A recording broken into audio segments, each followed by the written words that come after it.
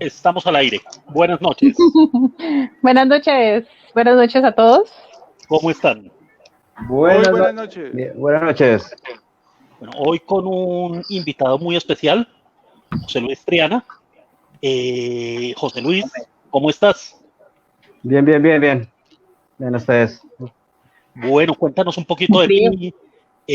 Nos han dado, mejor dicho, nos han tenido en suspenso todos estos programas contigo. Entonces, cuéntanos de ti. Bueno, soy realizador audiovisual en la ciudad de Ibagué, más de 20 años. Mi hobby son la fotografía fija, también en el cine de terror y la ciencia ficción. Eres de los nuestros. Sí, señor. Y hartísimo. Eso está muy bien.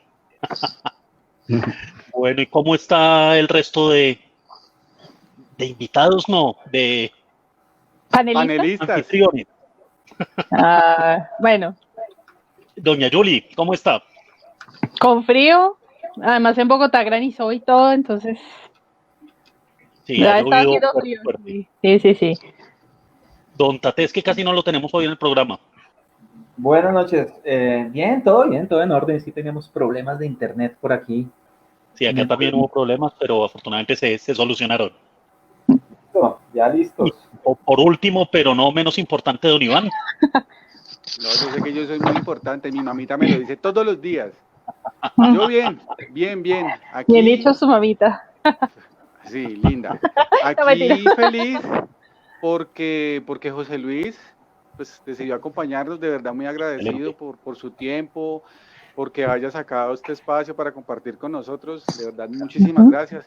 Él también está en Ibagué, ¿no? Pues creo que ya se dieron cuenta, entonces, chéverísimo, feliz. Muy chévere.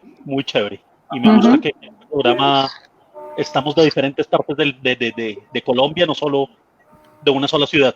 Eso me parece chévere. Sí. Pero bueno, ya a lo que vinimos. Ya dejemos de Cine de lambernos. terror clásico.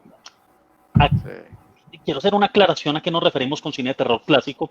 No es solamente este cine de terror en blanco y negro de la Universal, de la Hammer. El cine de terror clásico también nos referimos a él como el cine de terror que se sale de los estereotipos de los zombies, de los slashers sobre todo, del gore, y se centra en un terror más, como la misma palabra lo dice, más clásico, al terror de las casas embrujadas, de los fantasmas, al primer terror que se vio en el cine. Este es el programa de hoy, así que bienvenidos. ¿Y por dónde empezamos? Pues a mí me gustaría como retomar la historia o sea, cómo empezó el cine de terror un poco, cómo ha sido cómo era el cine antes, cómo ha sido ahora. Y no sé, me gustaría que José nos explicara un poco sobre esto, nos hablara sobre todo esto. Nos mandaron a la guerra. Un poco de su historia. No, porque es nuestro invitado y él es el que ve, y él es como más conocedor de este tema, ¿no? José Luis, ¿cómo se siente para esa quemada tan berraca que le están pegando así al aire? Ay, Dios mío. Te van a golpear. Me mandó la olla de una, me cogió sin base. Sí, acá. Sin nada. Tiene media hora para que hable, hágale, mano, hágale. Pero es que el tema es extenso. O sea, me toca que me digan ustedes qué parte quieren exactamente por cada cosa, digan la música, los colores, los símbolos, no, hacer muchas cosas, ¿me entiendes? Se conforma. Empecemos por la pregunta simple que la hemos dejado de hacer. ¿Cuál es su favorita? ¿Para mí la película? Sí. ¿De terror favorito? El Exorcista. El Exorcista reúne todo. Muy buena película. Puede ser. Sí, bueno, la única película, lo he repetido varias veces, que no puedo ver solo. La única película de terror que no puedo ver solo. José Luis, pero cuéntenos por qué es su película favorita, güey. Porque reúne todo. La simbología, la música. También tiene casi toda la gente de esa película muerto. Misteriosamente. Los productores murieron como murió uno de los de ahí. les tocó contratar a un sacerdote para cada día de rodaje en el plato, exorcizarlo, que les pasaba muchas cosas. O sea, tiene mucho, Sí. tanto antes, previos y el después. Tiene mucho de terror real, de lo que tiene que ver. Y uno de los actores, que no era actor, que era un sacerdote que los ayudó, murió en las mismas escaleras que muere el Sí, se sacerdote de cayó. las películas. Se Sí, cayó. sí. De la película. Sí. La escalera de la Son de escalera las películas. Georgetown. Son Sí. de las 10 películas malditas de Hollywood, le dicen así. Sí. Uy, Y hay Paul que hablar Sergei de también, eso, hay que ¿no? hablar de eso. Poltergeist, La Profecía. Sí. Sí, son bastante misteriosas esas películas, de todo sentido. Su Iván, ¿cuál es doble su- mensaje. Señor, Ujú. Sí, estamos de acuerdo en El Exorcista. Yo creo que empecemos por el terror mudo. Me gustaría, pues aunque ya lo hemos tocado por encima, me gustaría ahondar un poquito más en él, porque es un terror que la gente casi no conoce y casi no explora. La gente dice cine mudo, qué pereza, y creo que el cine mudo llega a asustar bastante precisamente por esta falta de sonido. Tiene que ser mucho más expresivo, como era el cine expresionista alemán precisamente. sí. Entonces me gustaría, si pudiéramos empezar por ahí. Pero según esto, ¿cuál sería la primera? O sea, la primera cinta de horror de la historia del cine, ¿cuál fue? ¿La de Méliès? No, espera. De ¿Cuál se refiere terror, usted? creo que esto ya lo habíamos Pero creo que es la hablado en mano, algún o sea, se capítulo, si no me refiere a la mano del equivoco, diablo de fue... Méliès. Ah, ok. No, ya la primera película, a todo este cine, no me refiero a una sola película en particular, sino a todo este cine de Nosferatu, El Golem, Gabinete del Doctor Caligari, que son clásicos que la gente acá casi no conoce y sería muy chévere. De hecho, casi todas están gratis en YouTube. Y Nosferatu. Sí. Nosferatu también. Sí. Y Nosferatu, esta sí, ya también, sí. sí. Que Pues no, alcanzaron a recuperar algunas partes, porque la viuda de Bram Stoker la mandó destruir, ¿no? Por derechos de autor, porque Herzog, sí, creo que fue Herzog bueno, el mismo director, creo que fue él el Herzog que... fue la versión del 70. Ay, No, Sí. perdón. Sí, perdón. Pero, pequeña confusión. Pero sí, ellos querían los derechos de Drácula y no los obtuvieron, entonces dijeron como, bueno, pues hagámosla fácil, hagamos una parecida.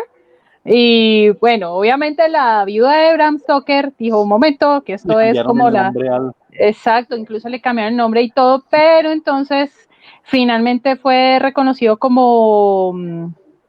plagio no, sino como que, bueno, no tenía el permiso para realizarse, destruyeron, bueno, casi todas las copias, después fueron apareciendo, y esa que vemos en YouTube es como bueno, lo que se alcanzó a recuperar, que creo que fue casi todo, ¿no?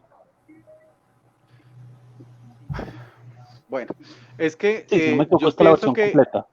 Sí. la referencia, o más bien el tema sobre el que quiere hablar Juan Luis, creo que es sobre el expresionismo, ¿cierto?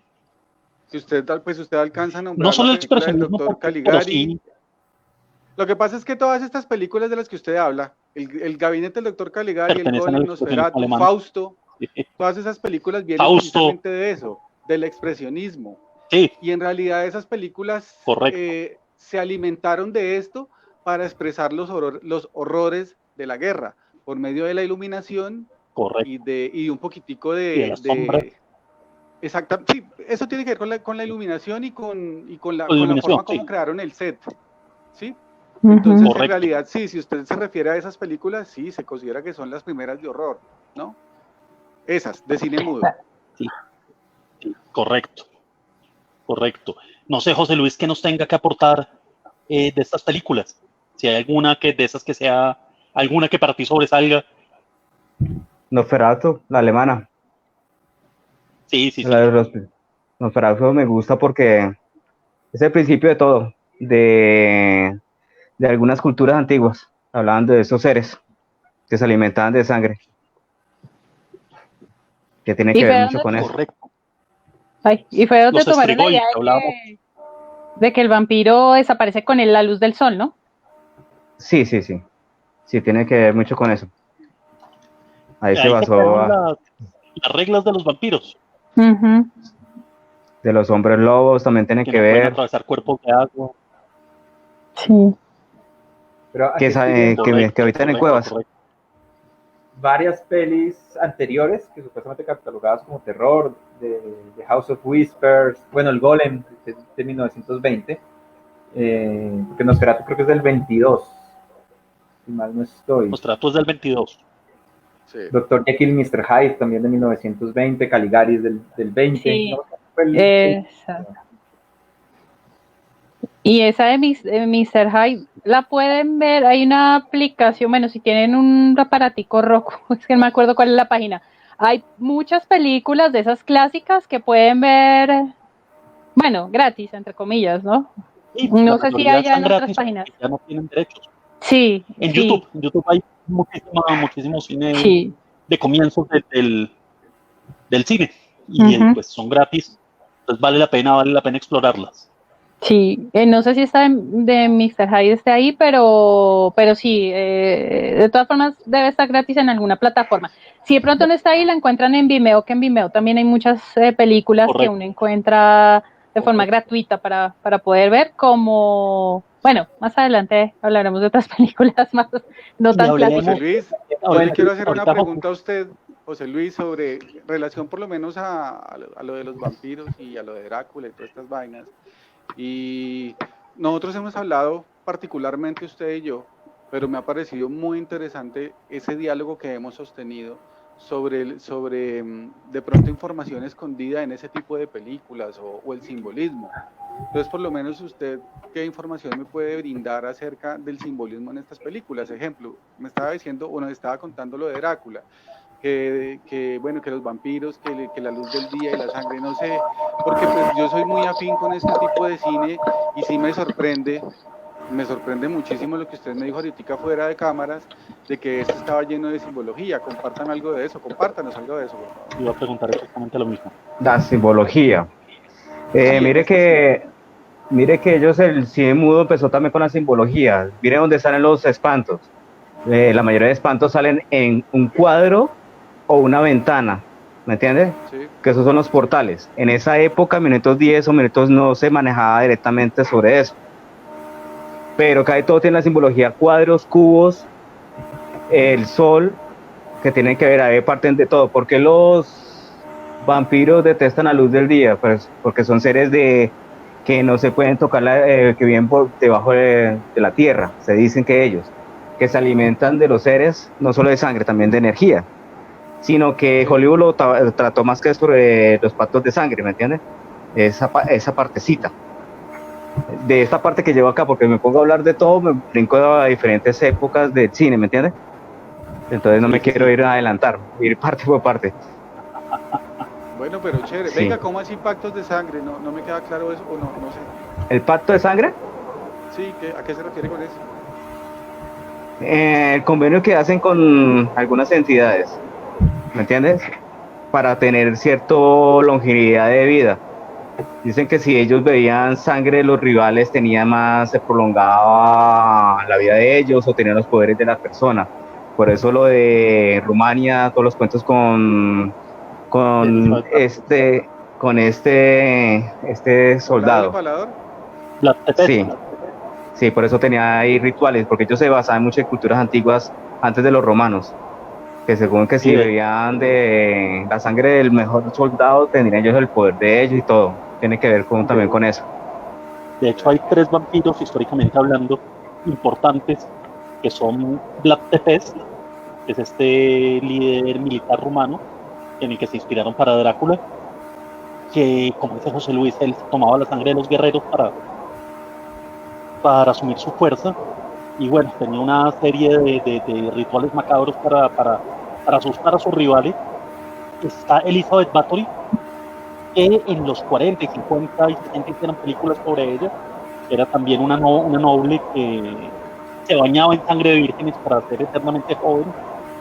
Y el último es Ren de Gil, que era el ayudante, el teniente de Juana de Arco. Él bebía sangre de niños pequeños. Pero como era de sangre noble y ayudó a Juana de Arco en su cruzada y le perdonaron todos sus crímenes.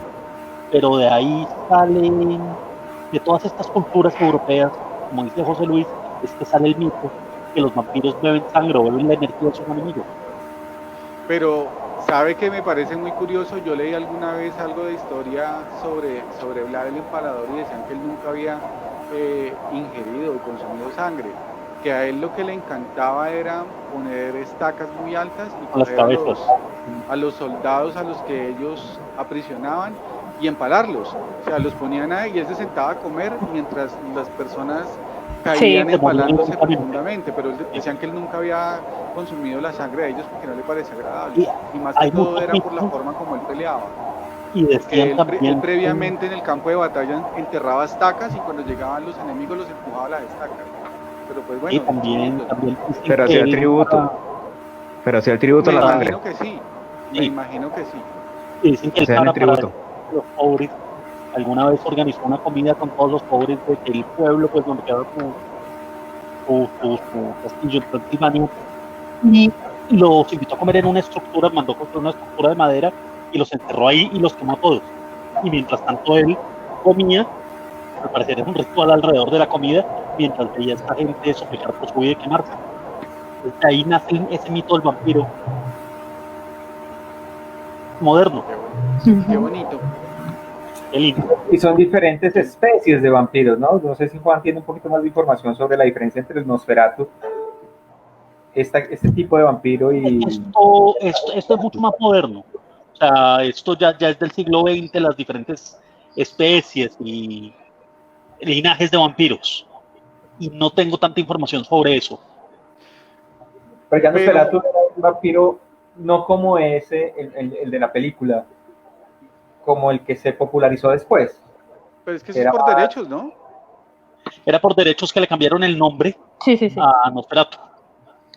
Y un poco la historia, ¿no? Porque la historia no es la misma original Sí, de... no, de hecho cambian, hay personajes que hacen switch, por decirlo de alguna forma. En algunos Nina es la que convierte, en otros esa, me olvidé el nombre de la otra, de la compañía de Nina. Mina y... algunas cosas para Se me olvidó el nombre. para alejarse un poquito de la historia de Bram Stoker. Ujú. Miren que este diálogo que hemos sostenido hasta este momento le da pie un poco para de pronto el discurso que yo tenía preparado con relación a mi cine favorito, que es el cine de terror de la Universal. ¿Por qué me da pie? Porque traté de hacer la pregunta de la imagen de Drácula, y si nosotros nos vamos y miramos bien el personaje que actualmente consideramos el príncipe o el conde, es la imagen que a nosotros nos vendieron en el 31, que nos la vendió Todd Browning, porque en realidad cuando uno sale y ve a los niños disfrazados, uno ve es el Drácula de él, es el Drácula que en realidad nosotros estamos conociendo. Y del cine de la Universal que me encanta y que les he hablado, que he visto bastante en estos días, me parece muy valioso ese punto para todos. ¿Por qué? Porque nosotros, o por lo menos personalmente, y creo que sí, en general, amamos es al príncipe Drácula de la película del 31, adoramos al Frankenstein ¿cómo se llama? De Boris Karloff, que esa también es del 31, y también la versión de Hombre Lobo que tenemos, que inclusive la película que tengo puesta detrás, también es la imagen que tenemos en la versión de esta película, que es algo que nos dejó muy, muy valioso ese cine. Ese cine nos creó, nos alimentó el imaginario, nos creó los personajes y en realidad alimentó el cine mundial. Muy importante. Correcto, sí. Correcto. Y gracias a ese cine de la Universal salen pues salen estudios, por decirlo así, dedicados única y exclusivamente al cine de terror. Tal vez uno de los más importantes, que también hizo su aporte con Frankenstein, ya lo nombramos la vez pasada, que es Hammer Films. Sí. Y también se reforzó el estereotipo de la bruja narizona, verrugona con la escoba, ¿no? Sí. De hecho, hay una película que se llama Haxan, es una película del 20 y pico, es una película sueca, que la trataron de hacer como un documental obviamente no es un documental verdadero, y ahí popularizan este tipo de brujas. Ujú. Danesa. Sí, No, y no, no ya, recuerdo el país. sí, y ya más recientemente, por ejemplo, de Craft, ya el concepto de bruja cambió mucho, ¿no? Es que The Craft no es que cambie el concepto de bruja. The Craft se basa más en La, la Wicca, que sí, son los sí. amantes de la naturaleza, que son, por decirlo de alguna forma, las brujas buenas. Mm. Sí. Bueno, entre comillas, pero no, me refiero a que las dan de una forma, sí, bueno, un poco diferente, ¿no? También y como iba más enfocado hacia el público juvenil, entonces las chicas Claro, bonitas, claro, porque la bruja, si no era ese estereotipo, era entonces una mujer fea y anciana, claro. Tenían que asustar de alguna forma. ajá, o como en la película La Bruja, que igual sí se remonta a épocas medievales, pero no es tampoco la chica, ni la bruja, ni, o sea, nada, se sale un poco de estos estereotipos de bruja que normalmente tiene la gente en el imaginario, ¿no? Pero no saltemos tanto de tiempo. Sí, sí. Quedémonos en la Universal, que era donde estábamos ahorita. ¿Qué se puede decir de la simbología de la Universal en esa época, José Luis? Todos tienen la misma simbología, todos se iniciaron con lo mismo. Digamos, Drácula tiene temor a la luz, Sí, aparece la luna, los espejos, el agua, los símbolos egipcios son ahí, son la misma simbología de todo, de todas las épocas, que varía y las usan más para dependiendo cada época. Digamos, esta nueva era las utilizan bastante, explotan bastante esas imágenes. El sol negro también lo utilizan bastante. Y empezaron con las antiguas también con el sol negro, con el culto de Dios del sol negro. Y el tributo también a la sangre. Indirectamente siempre hacían los personajes acá. Estoy viendo un pedacito de alguna de ellas. O sea, desde el inicio, como decía Iván, desde los inicios todos tienen la misma simbología. Que varía el uso de ella es otra cosa, pero está en todos lados. O digamos una Venga, película, ustedes que no tengan un espejo o que no salga la luna llena. sí, correcto. Una. Sí. venga, José Correcto, Luis, cierto. ¿sabe yo que he notado en ese cine, que es que lo tengo muy fresco en estos momentos, es que siempre hay, o sea, siempre se maneja la historia de amor, ¿no? Que está el protagonista que es un monstruo. Bueno, particularmente en estas películas de la Universal, los monstruos no querían ser monstruos. Los monstruos siempre se volvían malos porque la sociedad los dañaba, porque El monstruo trágico. ellos querían estar en paz. ¿Sí? Pero Sí. siempre notaba que el monstruo estaba enamorado de una vieja, pero la vieja tenía un novio. Entonces eran unos triángulos afectivos muy extraños. ¿Eso maneja alguna clase de simbología? Se lo digo porque en todas las películas lo he visto. Sí, sí, sí. Es para que la gente no se asustara, literalmente. Literalmente. ¿Literal es por Porque a lo eso? último, sí, sí, sí, literalmente las historias son más crueles. Usted lee Frankenstein o Drácula, la obra real es totalmente opuesto. Lo romántico es más a lo del sacrificio, porque se está enamorando de la presa, literalmente. ¿Me entiende? Y Frankenstein también fue otro cuento distinto. ¿Me entiende? Que Correcto. era algo social, pero se cree que existió un personaje como tal en esa época de esa muchacha cuando lo escribió. Mary, ¿Ah, Sí. sí? No sabía. Mary Shelley. sí, Shelley, Sí. Y hay Y una serie en hay Netflix algo, de ella. sí, muy buena con Elle Fanning. Sí. Hay algo también que ayudó a esto, y es esa maña de Hollywood de que las películas tienen que vender. Pues sí, a la larga el cine es una industria, pero para hacerlas más populares, en esa época, aunque todavía no había clasificación, las tienen que hacer que sean familiares. Ustedes ven, casi todas las películas son PG-13, dice la calificación, que quiere decir niños menores de 13 años acompañados por sus padres, pero pueden entrar. Es una regla de oro que si una película de Hollywood quiere vender, tiene que tener esa clasificación. Venga, Juan, pero en esa época ya funcionaba eso, no sé. No ¿Sí? funcionaban los nombres de las clasificaciones, pero sí funcionaba que tenía que ser una película familiar. Ah, ya. Entonces No, no no podían, sabía. las mujeres no podían mostrar más arriba de la pantorrilla, no podía haber besos en pantalla muy apasionados. Eso Con lengüita. poco a poco fue cambiando. no podía haber mucha la sangre. De hecho, hay una cosa muy chistosa, y es que si ustedes ven películas de los 70, me voy a ir un poquito adelante, la sangre tiene un color naranja. Sobre todo en las películas europeas. La sangre no es sangre color natural, o es un rojo chillón. Eso era obligado por 2 estudios para no asustar tanto a la gente. Si ponían un color muy real de sangre, ellos pensaban que iban a perder espectadores. Audiencia. Entonces, por eso son estos romances, estas películas que son más un cine, como dice Iván, como dice José Luis, un romance, el que uno está viendo, un romance trágico, que desvía la atención del terror. Y Universal hizo todos los clásicos, básicamente, ¿no? Sí, sí, La Momia, Frankenstein, El Hombre Lobo, Drácula. Es que Universal, cuando empezó, se caracterizó porque ellos eran capaces de invertirle mucho dinero a cosas que nadie les invertiría. Pero ellos tampoco es que hayan aguantado mucho, ¿no? Porque, pues según en la lista que yo tengo, ellos aguantaron Drácula, Frankenstein, El Hombre Invisible, La novia de Frankenstein y La hija de Drácula. Y además esas películas fueron hechas desde el 31 hasta el 36. El Fantasma de la Ópera pasó por ahí también. No, pero, bueno, no, pero me refiero a las de Universal. Porque pues ya después siguen otras, El hijo de Frankenstein, La mano de la momia, que inclusive en La mano de la momia, ahí es donde se le da esa movilidad estúpida de los zombies, que la momia no la veía caminar y era, que en Shaggy, que en Scooby-Doo cada rato burlaban de esa vaina, ¿y se acuerdan? Eso se debe al cine de esa época. Y ya después, esos estudios ya no habían más, y creo que otro estudio asumió la realización de esas películas y alcanzaron a hacer el fantasma de Frankenstein, que eso ya era un bodrio.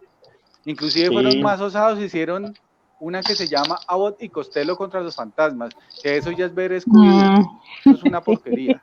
O sea, las bonitas fueron las del estudio Universal, que les digo, fueron hasta el 36. Bueno, y las que hicieron hasta el 41 también. Pero bueno. Correcto. Y una pregunta suelta y también saltando un poquito. ¿Qué opinan de las versiones de Coppola de Drácula y de Kenneth Branagh de Frankenstein de los 90? Buenísimas las dos. Sí, pues se supone que la de Coppola es la más fiel, ¿no? Al libro.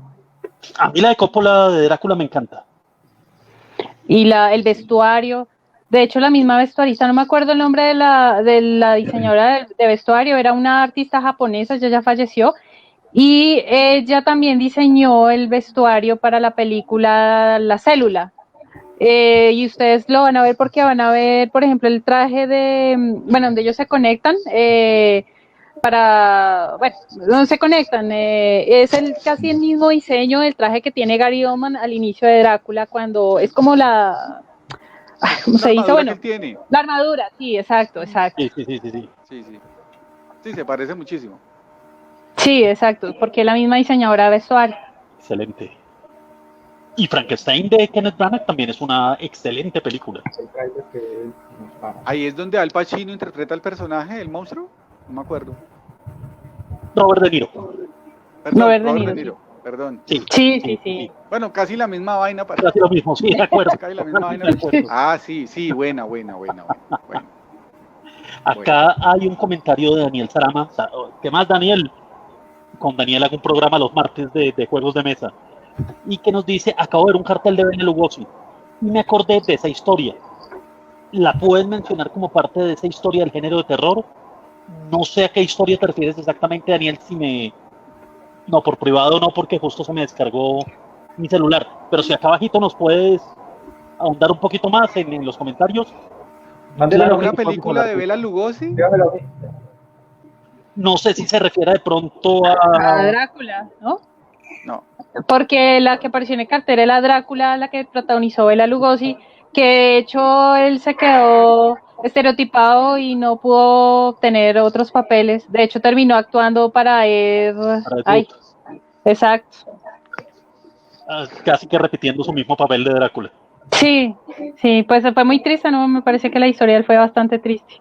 Pero pero Bela bueno, Lugosi se hizo un papelote en la película del hijo de Frankenstein, que creo que es el mejor papel que el man se ha hecho.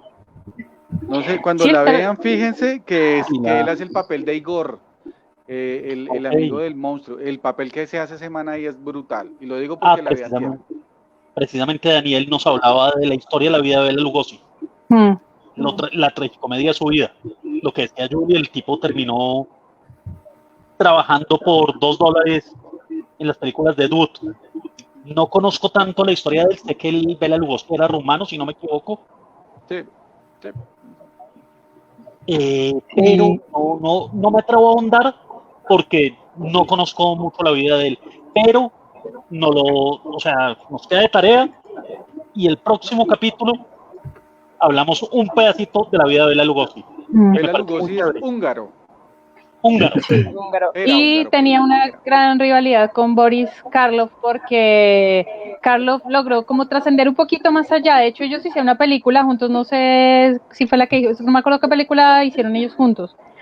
Y él terminó siendo adicto ay, no me acuerdo a qué, sí, a a opiáceos, no me acuerdo.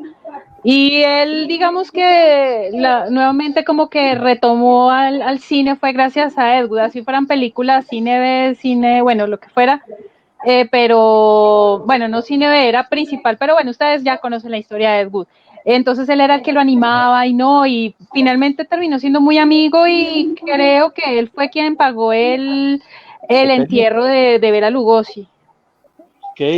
Y también Creo, Boris no Karloff recuerdo bien. terminó trabajando para productores mexicanos de películas clase, eso no es ni B, clase C, que era un Uh-huh. productor que se llama Juan Ibáñez, que trabajaba con un productor gringo que se llamaba Jack Hill, y hacían unos bodrios de películas.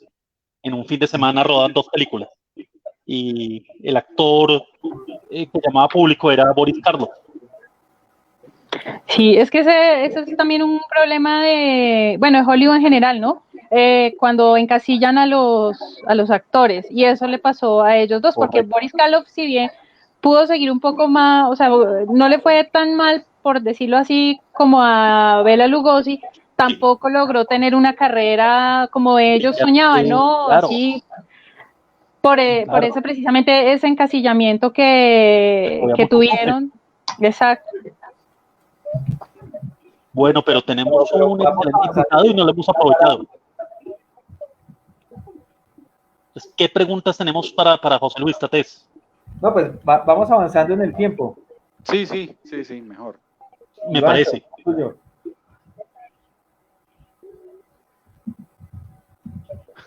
Vamos avanzando en el tiempo. Oigan, esperen, antes de, digamos, avanzar, Estamos avanzando en el tiempo, espérennos.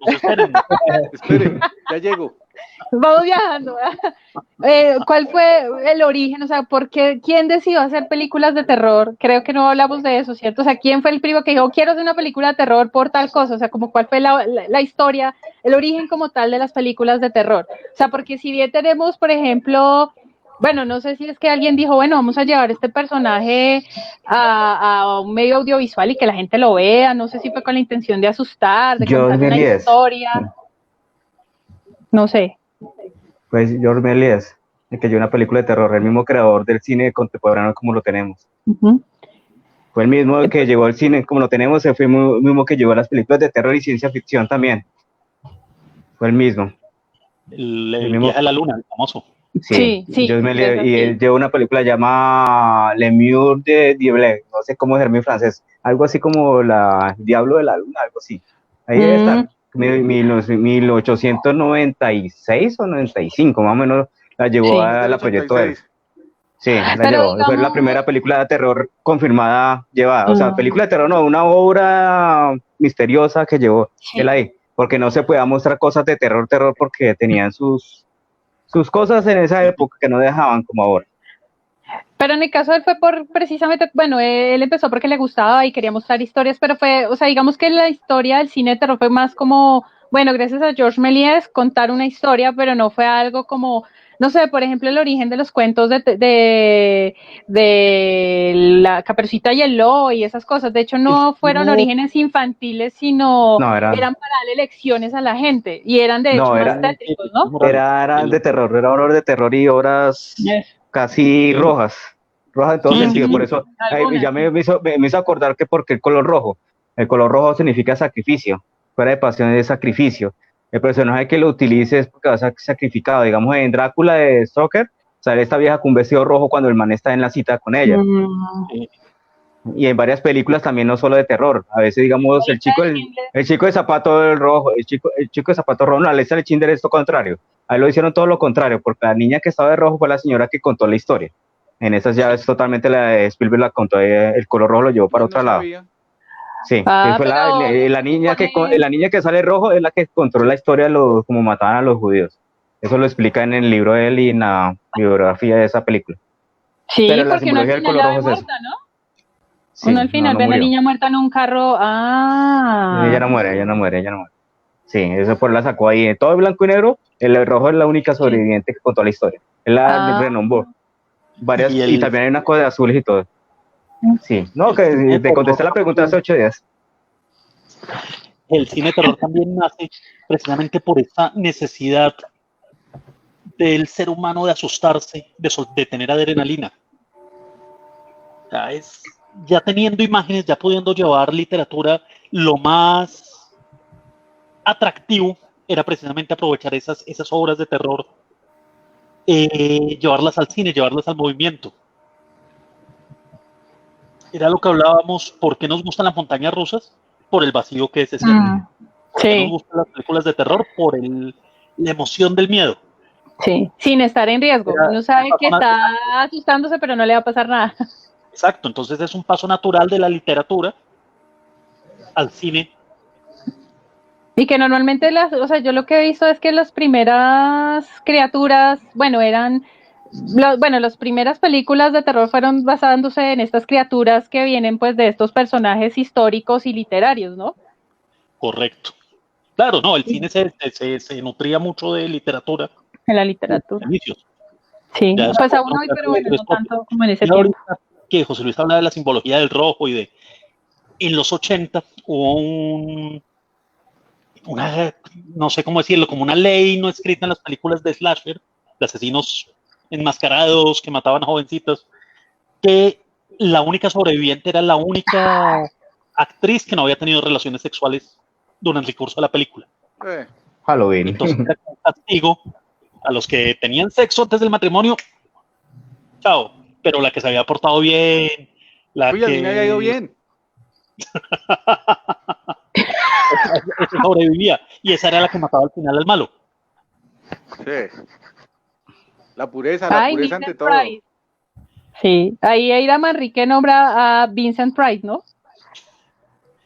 Vincent Price es uno de mis actores favoritos. No sé si ustedes han visto, no sé si Tate se acuerda de este corto, ¿cómo se llama el corto que estaba en Nightmare Before Christmas? En la edición Vincent. Es narrado por Vincent Price y el niño es basado en Vincent Price. Sí. Tim Burton también era fan de él, ¿no? Y la última aparición de él fue en Joven Manos de Tijera, la voz. Sí. La voz en off, no, perdón. Él fue el que hizo la voz en off de tráiler de Michael Jackson. Y la voz de la. Y la última aparición de él fue en Joven Manos de Tijera, el creador del personaje de Johnny Depp. Sí. Hay una peli ya avanzando un poquito en el tiempo. Quedamos ahí. En 1800. Tema hermoso. Ya en 1980. Es ciencia ficción que conocemos más como de extraterrestres y eso, que es la invasión de los secuestradores de cuerpos. En el 58 y hacen en el 56 y hacen el remake en el 78 con el Sutherland, pero el padre. Correcto. Que ya es extraterrestres en forma de plantas que empiezan a apropiar y crean réplicas de las personas. Hay una película que protagoniza Johnny Depp donde va a hacer un viaje al espacio, regresa, pero es creo que un extraterrestre en el cuerpo con la forma de Johnny Depp, ¿no? No me acuerdo cómo se llama esa película. No sé. Sí, ¿saben cuál es, cierto? ¿No? Sí, yo sé cuál No. es, Que no me la acuerdo. protagonizan él y Charlize Theron, que él es un astronauta y regresa y resulta que ya no es él, Creo que sé cuál sino, es, pero no la he pero es que no visto. me acuerdo cómo se llama. Sí. Sí, que No, la de Body Snatchers, muy buena. Me gusta más la versión del 78, ¿es? Con Donald Sutherland. sí. Excelente película, excelente película. Esa Bonito el película se final. llama La esposa del astronauta, Julie. La esposa del astronauta. Sí. Acá Daniel Sí. Sarama nos dice que cuál es el afán que nos saltemos tan rápido en el tiempo. Bueno. No, sí, además falta, a mí me parecería interesante ver la evolución, no sé si José nos quiera, como, no sé, cómo fue esa evolución, digamos, del cine mudo, en qué momento dejó de asustarse la gente con lo clásico y empezaron a aparecer nuevos trucos, además ya con la aparición del sonido, no sé si de pronto quiera como un poquito de evolución del cine en esas cosas, ¿no? Porque, por ejemplo, lo que hoy nos asusta, bueno, lo que no nos hoy no nos asusta, quiero decir, lo que asustaba a la gente hace como 50 años, no sé. O sea, la entrada del sonido y el color ayudaron mucho para contar las historias y también para manipular las mentes, ¿me entiendes? Los colores y la música, porque es una de las partes del control mental que hubo en la época de los 60. Por eso es que en los 60, 70 se disparó tanto las historias de todo el contexto abierto. En los libros ya se contaba casi al pie de la palabra del libro, no como en la época de los 30, 20, que no se podía. Se crean unas cosas distintas, historias, se crean las historias románticas. Ya el transcurso de la época de los 60, 70, 80, 90, mira que ya el cine se volvió, explotaba todo, tanto la iluminación, el juego de sonidos, de imágenes eh, ocultas en cada escena, era para eso. Cuando uno analiza las películas se da cuenta de muchas cosas, digamos, Aliens, que nos dan directamente cuando inician empieza con un huevo cascarón, que eso tiene otra simbología más profunda y una vez que estuvimos hablando con Iván sobre los ¿Reptilianos? reptiles, sí, Oiga, sí, recuérdeme esa vaina que me olvidó, de los lo reptiles. del huevo y eso. El reptil, mire que el tráiler que tiene Aliens del 1979 empieza con un huevo y se rompe Sí. y sale una cueta ahí. Eso tiene mucha simbología. En el inicio, a pesar que nunca salió en la película como tal, pero eso tenía para lo que se quieran hablar, porque en esa época empezaron los libros de conspiranoicos sobre los reptilianos y empezaron con esas historias. Ya en la década de los 80 se disparó más de esas historias y se Venga, hicieron pero ¿cómo series. así? ¿Aliens está ligado con los reptilianos o tiene que ver Sí, con eso? sí, por eso es que se hizo este señor, el creador de Aliens, hizo después Prometeo, que tiene que Sí. ver con esos seres que cogen ahí, se combinan con ellos y forman unos seres súper importantes y todo. Eso tiene que ver mucho con las teorías de los reptilianos y los creadores de la raza humana. O sea, son libros complejos y tiene que ver bastante con eso, en esa Ok. parte, ¿me entiendes? Los reptilianos los vimos en Ve la batalla final. Sí, fueron las Sí. primeras series que se sacaron sobre ellos, pero ya había libros. Ya había libros y hubo otras películas no tan reconocidas, pero también hablaron sobre los reptilianos, que tienen que ver mucho con de todo, de todo. John ¿Recuerda Carpenter, alguna pues, para ver, José Luis? John Carpenter habla también de estos principios de los creadores del humano en El Príncipe de las Tinieblas. Las tinieblas. Sí, habla de eso, de eso. O sea, hay una estructura verde. Hay una estructura verde. Que gotea hacia Sí, arriba. sí, y que hablan por mensajes, que somos, Sí. bueno, tiene mucha simbología las películas de Joe Carpenter, todas tienen simbología, todas sobre eso. Halloween también tiene que ver, por eso Joe Carpenter es compositor Sí. Sí. y Venga, ha ¿qué tiene que ganado ver Grammy por Halloween eso. ahí? No me desconcerte, cuéntame. El día, porque ¿El día? el día es Halloween, usted sabe que Halloween es el inicio de festividades de cosechas y se cree que antiguamente para poder tener buenas cosechas se hizo el pacto de sangre, se tiene que haber sacrificios, entonces empezaron con eso y Halloween tiene cositas ahí porque mire que está en un campo de maíz que tiene que ver mucho con esa parte de las antigüedades, que hacían sacrificios de sangre para poder que los cultivos al otro año fueran grandes y todo. De una de las cosas ahí, por eso me partió tanto esa película y iniciaron muchas más películas sobre eso. De El hecho, espantapájaros, todo. Sí, Wickerman es una película que habla sobre los sacrificios, peliculaza, una película sí, inglesa, sí, sí, de las sí, todo mejores lo películas de culto que hay. sí, Y ellos están los todos nos niños ocultan todo. del maíz. Están los niños del maíz, aunque esa se inspira en un relato de Stephen King, ¿no? Sí, Los pero niños del Stephen maíz. King, sí, Stephen King también tiene su cuento con los Illuminati bastante grande, Uy, porque venga, cuénteme de eso. ¿Cómo así? Un momentito, denme 2 sí, segunditos porque para dos,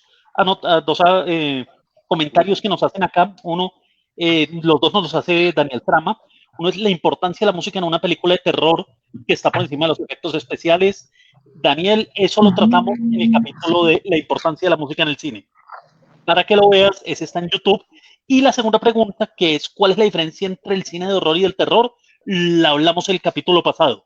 Ahorita igual al final te volvemos a hacer la aclaración. Y ahorita sí, sigamos con los Illuminati, que me parece súper interesante. Los zapatos rojos en la película del Mago de Oz. eh, chi- Eso también tiene un... sacrificio. Che, Se ve una Varga, pero ¿cómo así película, de los Illuminati? los Illuminati, ¿Cómo así? los Illuminati crearon Hollywood, ¿me entiendes? Por la simbología. Ellos se burlan mucho de una película que hizo este señor Quentin Tarantino, Quentin no sé Tarantino. si sale, Sí. que se basan de que los Manson no mueren, no matan a este director de cine ni la esposa, escucha a la esposa y eso, y que va a esto man y lo vuelven nada, es una burla ahí y muestran la simbología de Hollywood, que por qué fue formada, de lo que hacen ellos, de por qué nacieron. Lo de los zapatos rojos lo mismo que el vestido rojo. Hay una película de Tom Hanks que se llama Chico de zapato todo rojo. Muy Y ahí buena. cuando va bajando la escalera le dicen, yo no sé a quién coger, dicen, no, pues cojamos el que tenga un zapato todo rojo, el sacrificado. Y eso ahí hablan de todo, son pedacitos que nos sacan ellos, clip de lo que hacen ellos realmente en su mundo. Digamos, las películas de los Illuminati, todas las de los Illuminati hablan de aros, de anillos, del infinito, de los triángulos, de taparse un ojo, todas esas cosas son de ellos. Y lo tratan en las películas, los pactos. En una película donde se trató bastante las fiestas de ellos y todo lo que se llamaba Ojos Bien Cerrados de Stanley Kubrick. Dicen que sí. por eso fue que lo mataron. Literalmente dicen que lo mataron. Sí. Porque le estaba sacando todo el proceso. Y la mayoría de películas de Stanley Kubrick hablan de esos procesos. Una que estuve hablando con Iván que se llama Resplandor, Sí. que se supone que se basó en el libro de Stephen King, pero en realidad en el documental de esa película, él tumba el libro con una escena que supone que es un Volkswagen amarillo y él lo cambia por otro color. Y adelante de la escena muestra que ese carro que quería en el libro lo muestra volteado. Le está diciendo a Stephen King que le cambió totalmente el libro de él. Y muestra también en la escena del hotel que el niño está jugando con unos avioncitos, unos cohetes. Dicen que esa es la escena que muestran sobre que nos mintieron sobre el aterrizaje a la luna.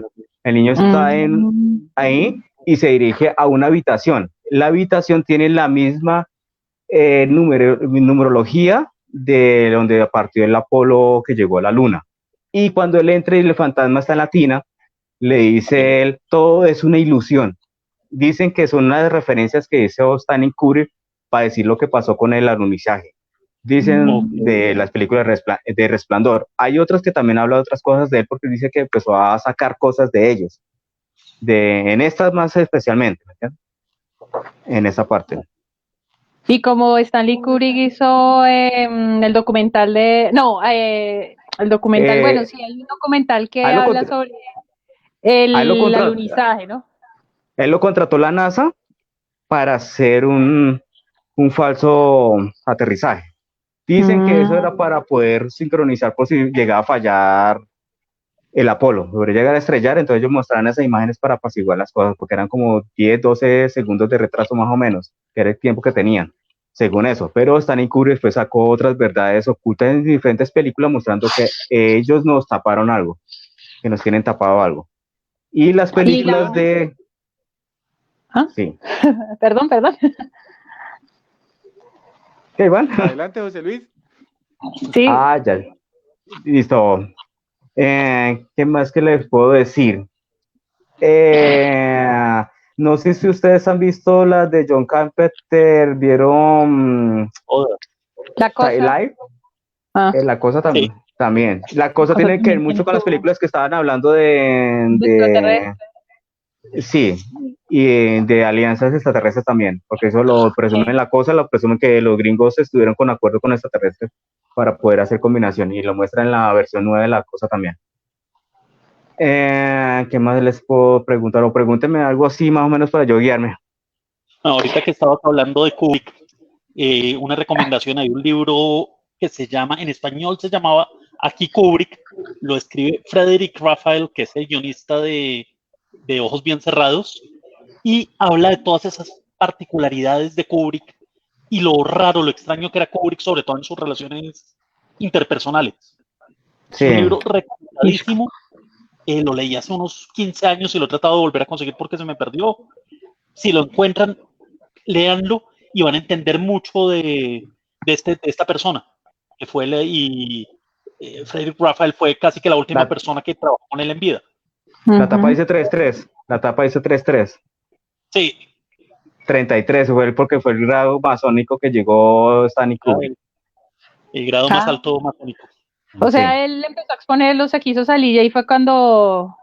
Sí, quiso mostrar parte de eso. Sí. Y yo quería, no sé, yo me acordaba precisamente de Stephen King, la segunda película, aunque obviamente no la dirigió Stanley Kubrick, que fue como la continuación de Resplandor, basándose pues en el libro también, continuación de Stephen King, que se llama Doctor Sleep. También muestran, por ejemplo, todas estas personas, estos entes alimentándose de los niños. Los despertados. Son la gente que son despertados, que nacieron sin el bloqueo mental. Entonces ellos ven las dimensiones, los ven los seres y son seres que tienen la fuente de luz. Por eso es que estos seres de Tumbo, cuando habla este actor ahí, que está con el moreno, es que me olvidó el nombre, dice, no me van a matar, no me van a iluminar, porque al iluminarlo los destruye. Son los despertados. Por eso estos seres de... Según esa idea, ¿nosotros nacimos ciegos? José Luis, pregunto. Sí. Eso es muy del gnosticismo, sí, señor. Sí, exacto. Quise Juan, eso es como muy del gnosticismo. Sí. Me hizo acordar la imagen que está ahí. Nos dicen también que porfa no pasemos sin hablar de Hitchcock. Importantísimo Hitchcock. Y también lleno de simbología. Sí. Lleno. Cuervos, espejos. Correcto. De todo. Y también era también Mason 33. Y también fue acusado de pedofilia y de todo, pero bueno. Sí. Y de espiar a sus actrices. Él hacía huecos en los vestieres de las actrices y las... Sí. Era muy obsesivo más con las mujeres también, ¿no? Se obsesionaba a veces con algunas actrices, pero de forma que ellos terminaron odiando, algunas no quisieron volver a trabajar con él nunca. Pero un maestro del suspenso. Sí. Y lo bacano de Hitchcock es que no es ese es suspenso, claramente, no es ese terror ni explícito, ni agresivo, ni de monstruos, ni nada, sino es la situación. Correcto. No, él tiene una película que a mí particularmente me gusta más que Psicosis, que es La Soga. En La Soga, en los primeros 5 minutos de la película, nos presentan unos asesinos, nos dicen, estos son los asesinos de la película. Y sobre esa base nos tienen en suspenso 1 hora y media. En una sola toma continua. Realmente fueron 2, muy bien camuflada, porque el metraje de la época no daba para hacer una sola toma continua, pero la película se hizo como si fuera una sola toma continua. Toda la película es en un apartamento. Esa sí no la he visto. Muy bueno. Yo sí quería profundizar en el paréntesis que hizo Daniel sobre la música y aprovechando, pues hablando de Hitchcock, que es clave, las bandas sonoras de Hitchcock son clave la sonorización. Pero anoche, y estábamos comentando ahorita con Juan, ayer me vi The Haunting, The Haunting of ¿cómo es? The Haunting of Hill House, pero la película. Of Hill House. Y ayer viendo la peli, tuve esa sensación justamente de la peli sería muy, muy buena y realmente sería más miedosa si la banda sonora fuera mejor. Porque es una banda sonora tan clásica que no sé, no le permite a uno entrar en tensión. Y la película tiene unas cosas del terror moderno, las puertas que respiran y se Y es una mueven. película que asusta sin mostrar. Muestra un par de cositas, Sí. pero nada más. Lo que pasa con The Changeling, ¿no? ¿Con También. Con The Changeling. The Changeling, sí, señora. Perdón mi inglés para pronunciar eso. Tranquila. Sí, esa que conocí gracias a Juan, porque precisamente en toda la película no muestran nada, pero lo deja uno como el proyecto de la bruja de Blair, a algunos les gustó, a otros no, pero en toda la película no muestran nada, como en Actividad Paranormal, bueno, la primera, no he visto las otras. Son una basura, las otras. Sí, es como porque precisamente eso es uno también de los miedos, ¿no? Uno a veces le teme a lo que no ve, o uno a lo que más le teme es a lo que no conoce o a lo que no ve. Por eso también el temor a la muerte, porque uno no sabe qué hay más allá, qué hay después de eso. Otra cosa es que el miedo real está dentro de uno. Uno mismo es el que se genera el susto, uno mismo es el que sabe que le tiene miedo y uno mismo es el que ve cosas en las sombras. Exacto. Por eso es tan importante las películas que entre menos muestren, más asusten. Sí, hacerle creer como el ser humano es tan creativo, vamos a mostrarle algo y que esa persona se haga una idea y empieza a crear cosas a partir de ahí, eso funciona hasta para generar miedo. Correcto, y antes de que se me olvide que estamos hablando de Hitchcock, bueno, acá Daniel nos habla de Los pájaros, que es una película de suspenso inmensa. No sé si acá todos la han visto. Sí. Pero bueno. ¿Eran pájaros o eran cuervos? Eran cuervos. Simbología. Una de las tomas más famosas del cine la tiene Hitchcock en Psicosis. Sí. Es un paneo sobre Austin, creo que es la ciudad donde está filmada esta película, y de pronto la cámara baja, hace un paneo sobre la ciudad y se mete en una ventana y sigue al personaje de la secretaria hasta la oficina. Para la época eso fue un avance científico. Claro, fue loquísimo. Después lo hizo, hace poco lo hicieron en Birdman. Sí, señor, correcto. La misma salida. Casi que un tributo, diría yo, porque es muy bacano. Sí. Correcto. Entonces a Hitchcock no solo le vemos un muy buen suspenso, sino unos avances técnicos en el cine que después todo el mundo los ha copiado. Incluso es de las tomas, de las películas hechas con una sola toma, que haciendo un paréntesis en el tema, que somos el Arca Rusa, que es la primera película que se grabó en una sola toma. Ellos mismos dicen que es la primera porque Hitchcock no podía hacer eso por causa de la tecnología, porque los rollos no le daban la cámara para seguir, entonces tenía que llegar a un punto ciego, cambiar el rollo y cambiar la película y seguir filmando. Siempre era la espalda de uno de los personajes. Pero miren que en la película Pájaros o Birds, sí, o Aves, ahí también hay una escena muy importante, ¿no? Que es la de la chica hablando por el teléfono y las aves estrellándose contra los vidrios. ¿Se acuerdan de esa imagen? Sí, total. Sí. Y de esa escena se resalta el trabajo que el man hizo con estos animales, ¿no? Que para la época seguramente era muy complicado, no sé, por adiestrarlos o alguna vaina, pero sobresale esa situación. Y el miedo que el man le infundía a la actriz con esas mismas aves, ¿no? Correcto. Que seguramente a eso es a lo que se refería Julie antes, al decir que a él las actrices y algunos personajes más lo odiaban. Pero me parece que el man las aterrorizaba realmente. Por que hacía. Sí, el tipo tenía unos métodos que aún hoy en día los usan muchos directores. Sí, claro. Ejemplo, Bailarina en la oscuridad, ¿no? A Björk le hicieron la vida imposible. Ahí va el paréntesis. Lars von Trier, Darren Aronofsky, y les hizo pelearse a Natalie Portman y a la que era la que actuaba en That 70 Mila Show, Kunis. ¿cómo se llama? Mila Kunis. Las hizo Mila pelear, Kunis. tenían una muy buena amistad. De hecho, Natalie Portman recomendó a Mila Kunis para la película y las hizo pelear simplemente para que eso se reflejara en la película. Esa enemistad entre ellas dos. Pero se reconciliaron. No sé, hasta ya tengo que llamarlos y preguntarles. Sí, Bueno, sí, hay bueno. que preguntarles.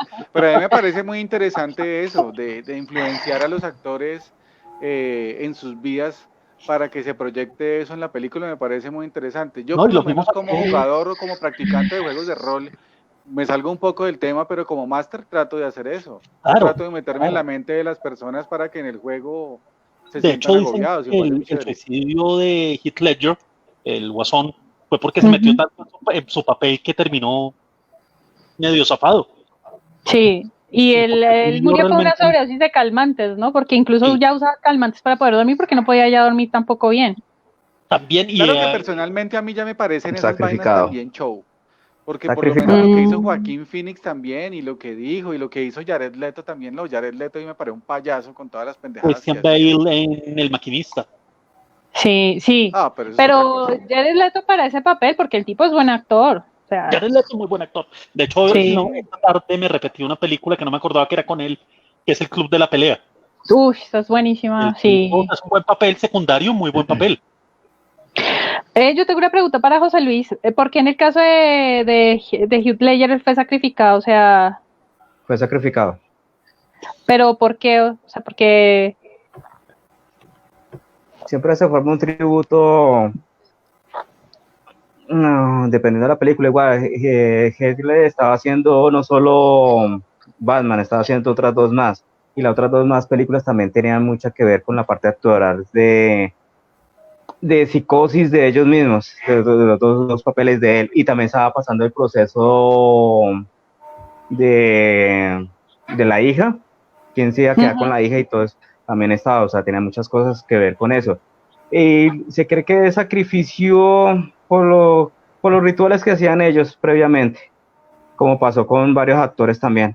Eso es un tema más complejo para hablar, porque si me pongo a hablar de todo eso no alcanza el tiempo. Venga, pero ¿cómo así que sacrificios, weón? Es que no me ha quedado clara esa vaina de los sacrificios. Sí, sí, o sea, son escogidos al azar, ellos se ofrecen, o es cuando están ¿Por qué? empezando a destapar cosas. O sea, es el precio de la fama para llegar allá, ¿me entienden?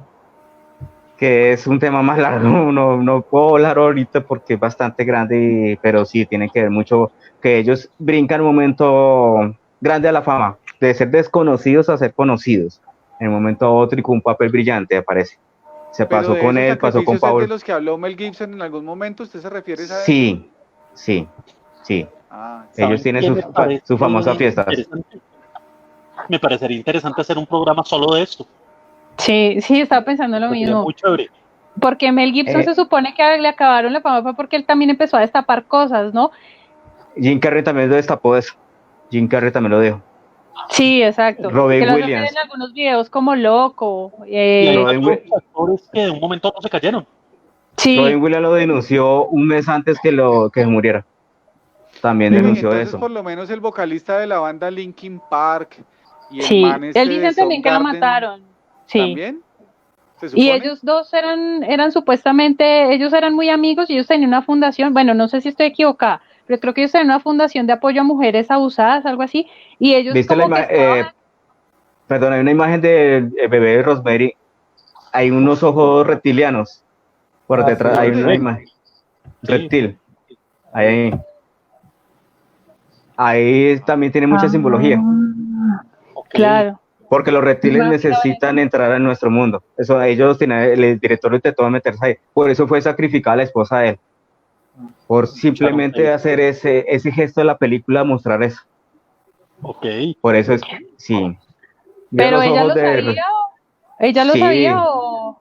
Sí, sí, ellos lo sabían, Cuéntanos, lo siento que sabían. nos desviamos del tema. Sí. Así, si volvamos y Perdón. prometemos hacer un capítulo solo de esto. Yo Pues estaba, sí, lo que pasa es que ese tema, yo también percibo que mi amigo José Luis está un poco frenado, porque pues de todas maneras este es un tema muy pesado, ¿no? sí, claro. Y que Bastante. hay que manejar con Claro. demasiada cautela por muchas razones. Claro, Pero claro. sí quizás podríamos hacer un tema que hable Me bien parece de eso. chévere. Bueno, entiendo la posición de José Luis, porque los diálogos que hemos mantenido han sido muy profundos, muy largos, y lo que él dice, pues se nos llevaría mucho tiempo estar acá haciendo eso, pero me De parece acuerdo. muy interesante, hermano. Pero entonces sí, Se está acabando el retomemos. tiempo, entonces. Sí, Ya se acabó. volvamos. Ya se acabó, pero démosle unos 10 minuticos más, porque por ejemplo no hemos hablado del bebé de Rosemary. Exactamente. Exacto. Una película en la que también estamos, de lo que hablamos ahorita, ¿no?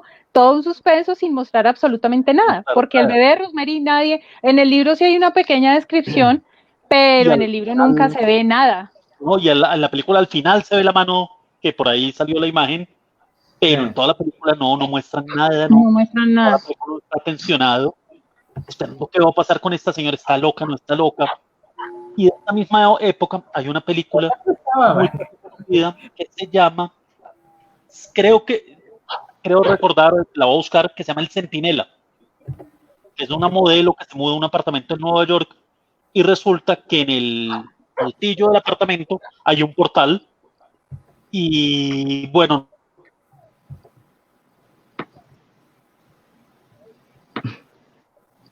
no les cuento, es una excelente película. Aló. Ya volvió. Ya. Lo Ya, ya. escuchamos, lo Un escuchamos. problemilla. Ya se escucha. Esta película es famosa porque el director, para representar a unos demonios que salen en la película, utilizó solamente actores deformes. Igual que en Freaks de Todd Browning de los 30, en esta película utilizaron actores deformes y eso causó un revuelo. Claro. Y es una película muy contemporánea con el bebé de Rosemary. Ya les doy el título. Es una película No la muy encuentro. poco conocida. Y ustedes sí saben que el bebé de Rosemary tiene un remake que protagonizó Zoe Saldaña, ¿cierto? Sí. ¿En No, serio? solo quería saber si... No, No, sí. yo no la terminé de ver porque no me gustó. No la terminé No, de ver. feísimo. Bueno, y yo sé que ya hablamos de zombies, pero pues es que este es un clásico, ¿no? The Sentinel por Fatate, si la puedo buscar para ponerla. Sentinel. Lo berraco es que aparece una película con Michael Douglas, como el Centinela, no sé. No, es Sí, una es que película hay, del 77. sí, es que hay otra película que se llama así en español. No, y en inglés también se llama así, que es El Centinela con Michael Douglas y Kiefer Sutherland. No sé. Ah, bueno. Lo que Y como en así español aparece. se les cambian el nombre, No, pues. esta es una película. La que Tate se está mostrando en pantalla. Oye, Es una película muy poco conocida, muy buena, muy, en serio, muy atmosférica y que no tiene que mostrar mucho, solamente al final muestra. Y me recuerda mucho al bebé Rosemary. ¿Qué otras películas Oigan. clásicas Hay nos un han que nombrar? no me estoy acordando el nombre, que entran a una cueva a hacer unos sacrificios, también como del 70, 80 y algo. Yo creo que Juan me la prestó, creo que el Paisa tenía esa peli. ¿Cómo es la película? Pues madre, no, déjeme echar un poquito más de cabeza que también es como No, diga ¿sí ven lo que dice Brenda Vidal? No, Si están viendo lo que dice Brenda Vidal, que va a tocar hacer otro programa que necesitamos de una terror segunda clásico. Pues ¿hasta dónde catalogamos de clásicos o por qué nos limitamos a la fecha para catalogar los clásicos? Porque para mí, El Aro, por ejemplo, El Exorcista, que bueno, El Exorcista es 78, pero El Aro para mí va a ser un clásico del terror. Claro, por eso decía que no solamente clásico en cuanto a tiempo y a impacto, sino a terror clásico de fantasmas, de casas embrujadas, pero hay películas modernas que van a ser un clásico simplemente por el impacto que generaron. El Aro, Sexto Sentido. Sexto Sentido. Aunque Sexto Sentido es más como de suspenso, ¿no? Sí, claro. Pero entra en el campo es tanto sobrenatural. No, bueno, sí. Pero Sí, ya, porque Obviamente es una película producida por Disney. los otros, y entonces ahí entraría también los otros. Pero sabe que hay un conflicto de pronto con lo que significa en realidad para el cine la expresión cine clásico, porque si nosotros vamos a la expresión real, cine clásico son Claro. películas cinematográficas que en realidad implican arte. Y por lo menos para mí el arte, no sé, la verdad no sé. Y fuera de eso, ahí podríamos hacer un paréntesis. Clásico, no me refiero a esta temática. No, y fuera de eso, nos vamos a la segunda definición que tiene el cine clásico dentro del cine, y se refiere al cine que resulta de utilizar estrategias cinematográficas establecidas por Estados Unidos en un periodo de 1900 a 1960. Claro, sí, no, por eso es que si utilizamos expresiones, pues no podemos confundir, ¿no? Decir, no, es que eso va a ser un clásico, o compararlo con el cine clásico, que es el que en realidad, pues, del que estamos hablando. Pero hoy. sí podemos el comentario. ¿Hasta dónde llegamos a hablar de cine clásico? Punto. ¿Y cuáles consideramos que van a ser clásicos? Digamos que ya pues, digamos, es como para ir terminando. Digamos que ese era más o menos mi comentario. Y ya que me dio el papayazo de hablar del aro, y dice que no es arte, el aro tiene unos detalles brutales. No, puede que sí sea arte, pero no es cine clásico, porque no entran los parámetros del cine clásico del cine. Es que acá estamos hablando de cine, no claro, pero del cine en clásico. unos años estas películas van a ser clásicas por la misma definición de clásico. Pues seguramente también estamos hablando de Alien. Sí. No, pero o quizás no sea cine clásico, cine que va a quedarse en nuestros corazones, pero la palabra clásico se especifica según otras, bueno, las que leí, ¿no? Según dos ideas primarias. Seguramente van a quedar en nuestro recuerdo como películas hermosas. En esta discusión se me fue lo que iba a decir, pero bueno, sí, estamos hablando del sexto sentido. El sexto sentido me da pie para hablar que hay estudios de cine que se enfocaron tanto en un tipo de películas que si la gente los veía producir películas de terror, ya iba a dejar de verlos como un estudio familiar. Entonces Disney creó empresas ficticias, la empresa no existía, como Hollywood Pictures, como Dimension Films, que luego la vendieron a los hermanos Harvey, como Thornton Pictures. Esas empresas, esos estudios no existen, son simplemente nombres que Disney le ponía a las películas que sacaban bajo su sello para que la gente no relacionara películas de terror con Disney Productions. Es un dato no menor en una sociedad tan doble moral como la americana. Bastante. Que les toca cambiar sus logos, su nombre, para poder sacar una película de terror. No, y viniendo de Disney, que se supone es vamos por el amor, por los valores familiares y esas cosas, ¿no? Acá Daniel nos da un tip, que tal vez nos refiramos a esas películas icónicas. Sí. Uy, ese Daniel es de los míos. Venga, José Luis, una pregunta. Con películas icónicas de terror. Eso. Venga, José Luis, ¿y usted qué opina de los estudios Disney y la simbología que manejan? Porque esa vaina está harta de eso, ¿no? Bastante. Porque Disney fue creado por los mismos militares, igual que la NASA. Mire que fue simultáneo. Cuando se creó el viaje a la luna, todo empezó con Disney manipulando las mentes en las personas de esa época, en los años 60. Mire todas las expresiones que hubo, no fue coincidencia con todo. Y ahora se está dando lo mismo, en diferentes formas. Venga, pero en los 60, ¿cómo manipulaban ellos? ¿A través de la imagen? Sí, la imagen y sonido. La imagen y sonido. Sí. Es una forma de manipular. Y cuando llegó el cine, el sonido... Cuando llegó el sonido con los colores fue más fácil de manejar masas y controlar. Ellos lo saben bastante.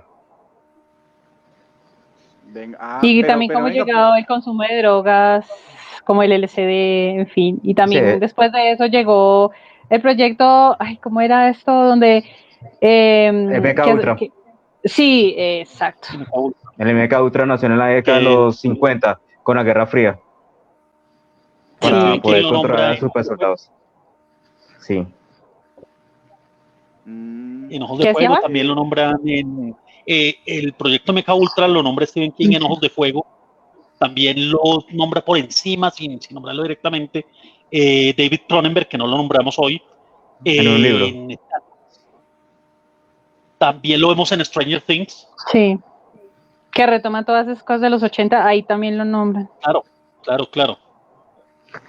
Pero bueno, ya nos pasamos 15 minutos de la hora. Ahí Daniel Sarama me está dando garrote a mí ahora porque dice que hay obras de todo tipo que se vuelven clásicos por la forma en que se cuentan, no necesariamente por el tiempo.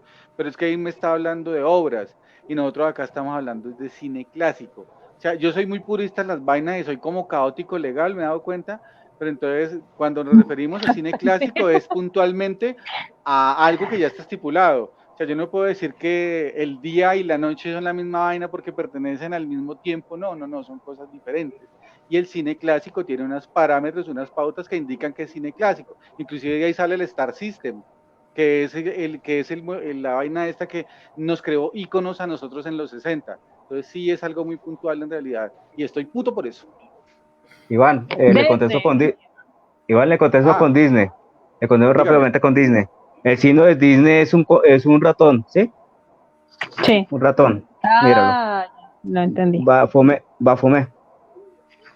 A él le dejo con todo. Ya. Ese es el signo del ratoncito. Y ahí está todo. Bafomet. Ya. No me pude acordar de la peli que decía, estoy aquí que la busco y no di. Bueno, señores, se nos fue Juan. Se desconectó el hombre. Se nos fue Jorge Barón, el presentador. Para concluir, José Luis, ¿qué película nos recomienda que tenemos que vernos del cine clásico? Salir de aquí a descargarla. ¿Cine clásico? Nosferatu contiene todo cuando inició con esos sonidos de cuerdas y las imágenes que manejan ahí.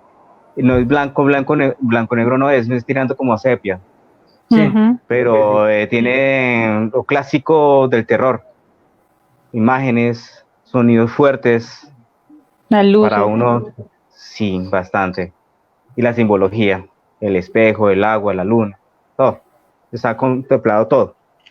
Sí, es muy bonito, es muy bonita. No, y la actuación no sé cómo se llama el actor, no recuerdo. No, tampoco. No. Tampoco.